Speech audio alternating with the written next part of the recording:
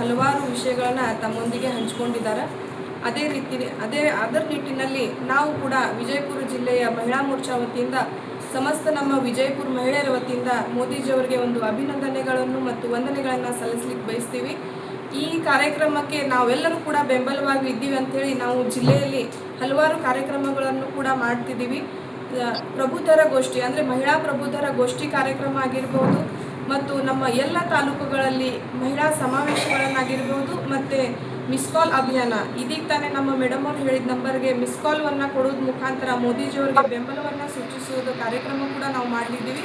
ಅದೇ ಥರನಾಗಿ signature campaign ಅಂದರೆ ಸ್ವಾಕ್ಷರಿ ಅಭಿಯಾನ ಅಂಥೇಳಿ ಎಲ್ಲರಿಗೂ ಕೂಡ ಈ ಒಂದು ಕಾಯ್ದೆಗೆ ನಾವೆಲ್ಲರೂ ಕೂಡ ಬೆಂಬಲದೀವಿ ಅಂಥೇಳಿ ಮಹಿಳೆಯರು ಒಂದು ಸ್ವಾಕ್ಷರಿ ಅಭಿಯಾನ ಕೂಡ ನಾವು ಮಾಡಲಿದ್ದೇವೆ. ಅದೇ ಥರನಾಗಿ ಸ್ಕೂಟಿ ರ್ಯಾಲಿ ಆಗಿರ್ಬೋದು, ವಾಕಥಾನ್ ಆಗಿರ್ಬೋದು, ಇನ್ನಿತರ ಕಾರ್ಯಕ್ರಮಗಳನ್ನು ನಾವೆಲ್ಲರೂ ಕೂಡ ಮಹಿಳೆಯರು ಮಾಡಲಿದ್ದೀವಿ ಅಂಥೇಳಿ ಈ ಸಂದರ್ಭದಲ್ಲಿ ನಾನು ಹೇಳಿಕ್ಕೆ ಬಯಸ್ತೀನಿ. ಅದೇ ಥರನಾಗಿ ನಮ್ಮ ಮೋದಿಜಿ ಅವರು ಏನು ಕನಸು ಕಂಡಿದ್ದಾರೆ ಅಂದರೆ 2047ಕ್ಕೆ ವಿಕಸಿತ ಭಾರತ ಮಾಡಬೇಕನ್ನೋ ಏನು ಕನಸಿದೆ, ಆ ಕನಸನ್ನು ನನಸು ಮಾಡುವ ದೃಷ್ಟಿಯಲ್ಲಿ ಇದೊಂದು ಮಹತ್ವಪೂರ್ಣ ಮತ್ತು ಐತಿಹಾಸಿಕ ನಿರ್ಣಯವನ್ನು ನಮ್ಮ ಮೋದಿಜಿಯವರು ಕೈಗೊಂಡಿದ್ದಾರೆ.